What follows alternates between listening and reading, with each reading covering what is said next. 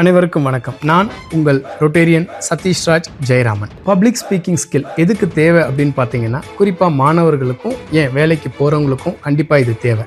எதுக்காக தேவை அப்படின்னு பாருங்கள்.